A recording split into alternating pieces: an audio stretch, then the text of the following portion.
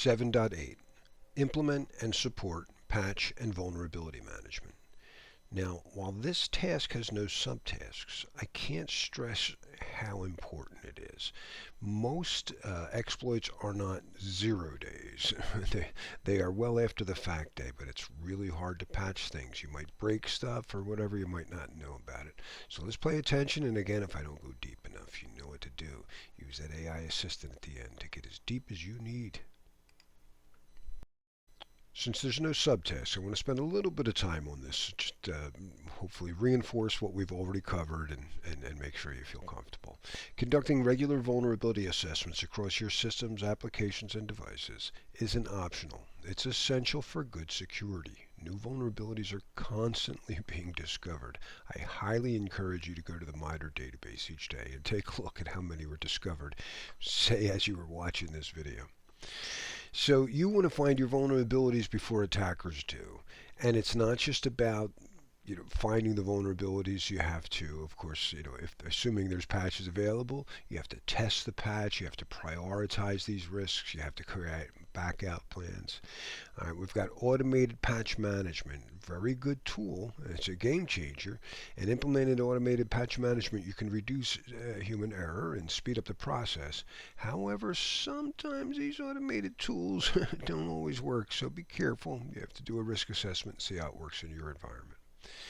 Now, not every vulnerability needs immediate attention. This brings us to patch and vulnerability prioritization. You need to prioritize patches based on the severity of the vulnerability and the criticality of the system. So overall, expect the exam to test your understanding on the whole process of patch and vulnerability management. Before rolling out any patches, you've got to test them and validate them. So now that you've got your patches, you hopefully can test them in a controlled environment. It's not always possible, right?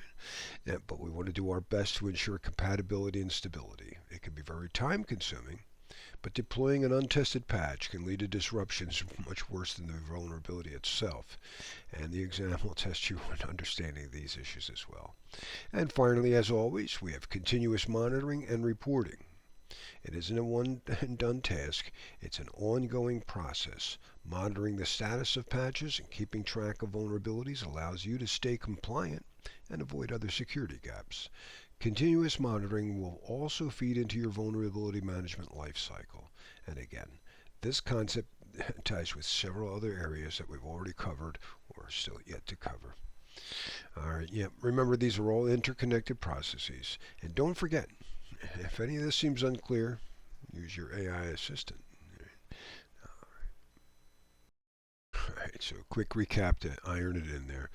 We discussed the importance of vulnerability assessment. These assessments are the foundation of any security management process.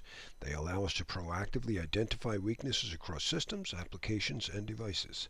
For the exam, it's essential to remember that vulnerability assessments are not a one-time task. They're part of an ongoing process that feeds into your overall security posture.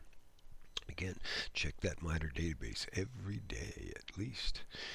Next, we talked about automated patch management. Automation reduces human errors and speeds up patching process, ensuring that critical vulnerabilities are addressed quickly and efficiently. But again, they sometimes make mistakes, so you have to weigh it out.